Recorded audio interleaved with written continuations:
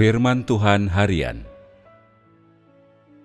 Semua orang berharap memandang wajah sejati Yesus dan rindu berada bersamanya. Saya yakin tidak seorang pun saudara atau saudari yang akan mengatakan tidak ingin memandang wajahnya atau meluangkan waktu bersama dengan Dia.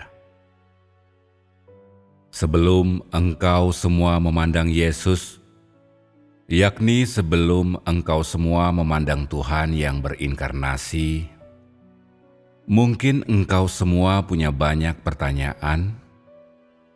Misalnya, bagaimana perawakannya, cara bicaranya, gaya hidupnya, dan seterusnya.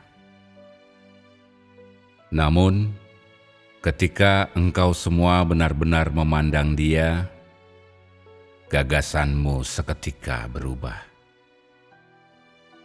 Mengapa demikian?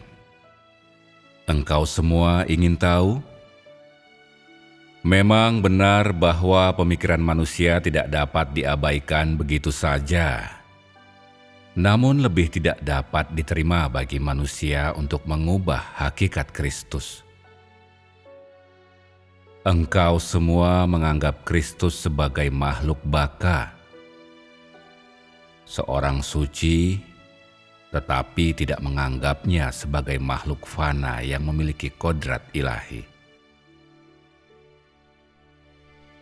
Karena itu, banyak orang yang siang malam mendambakan untuk memandang Tuhan.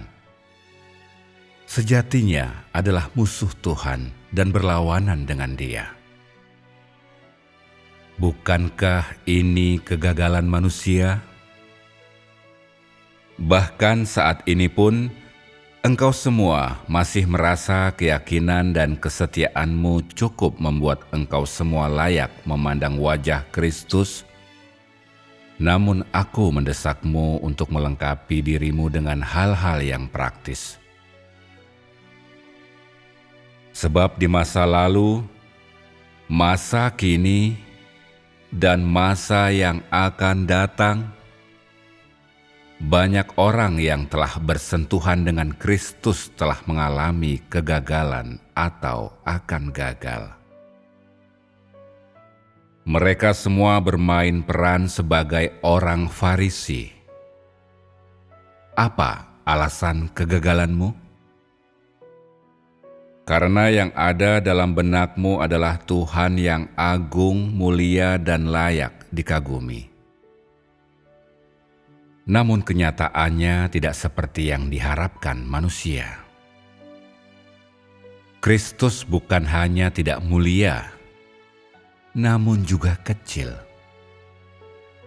Dia bukan hanya manusia, tetapi manusia biasa.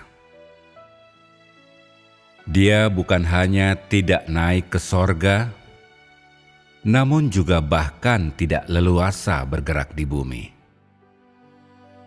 Oleh karena demikian, manusia memperlakukannya sebagai manusia biasa.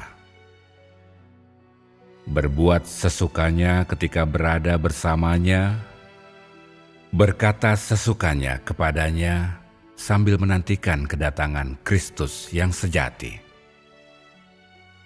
Engkau semua menganggap Kristus yang telah datang sebagai manusia biasa dan firman-Nya sebagai perkataan manusia biasa. Karena itu engkau semua tidak menerima apapun dari Kristus. Sebaliknya menelanjangi keburukanmu di bawah terang. Sebelum berhubungan dengan Kristus, engkau mungkin yakin watakmu telah berubah sepenuhnya. Yakin bahwa engkau adalah pengikut setia Kristus, dan yakin dirimulah yang paling layak menerima berkat Kristus. Juga karena engkau telah menempuh jalan panjang, berbuat banyak hal, menghasilkan banyak buah, pastilah engkau yang akan menerima mahkota pada akhirnya. Namun ada satu kebenaran yang tidak engkau ketahui. Watak manusia yang rusak dan pemberontakan dan perlawanannya terungkap ketika ia memandang Kristus. Dan terungkapnya pemberontakan dan perlawanannya kali ini adalah mutlak dan paripurna dibanding dengan saat lain. Karena Kristus adalah anak manusia yang memiliki kemanusiaan normal, maka manusia tidak menghargai maupun menghormatinya.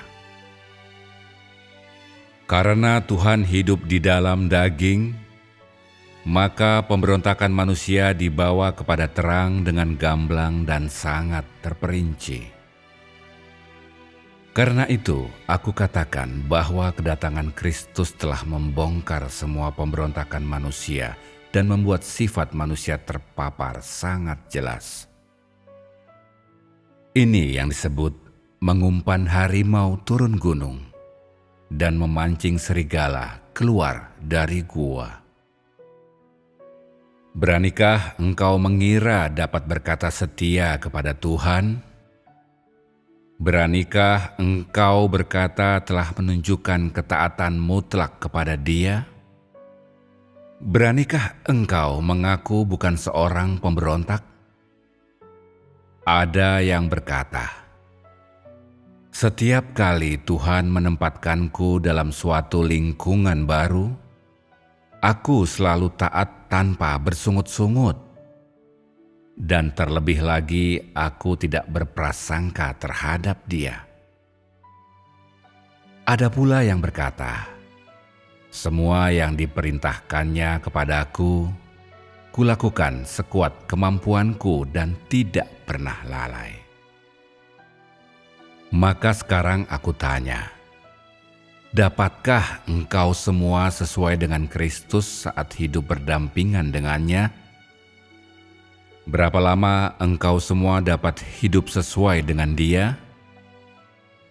1 hari? 2 hari? 1 jam? 2 jam? Imanmu memang patut dipuji, namun engkau semua tidak memiliki cukup keteguhan.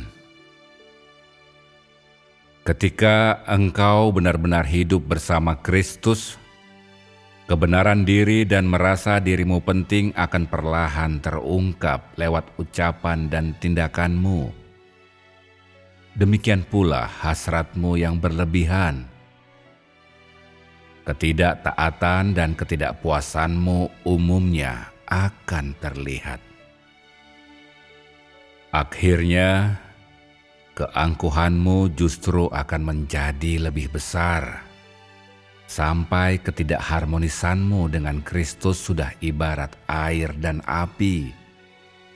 Lalu watak aslimu akan terungkap sepenuhnya. Pada saat itu, pikiranmu tidak lagi terselubungi. Keluhan-keluhanmu pun akan terucap spontan, dan kemanusiaanmu yang rendah akan diungkapkan seluruhnya. Kendati begitu, engkau terus mengingkari pemberontakanmu sendiri. Percaya Kristus yang seperti ini tidak gampang diterima oleh manusia. Terlalu menuntut kepada manusia. Dan engkau akan tunduk sepenuhnya seandainya Dia adalah Kristus yang lebih ramah.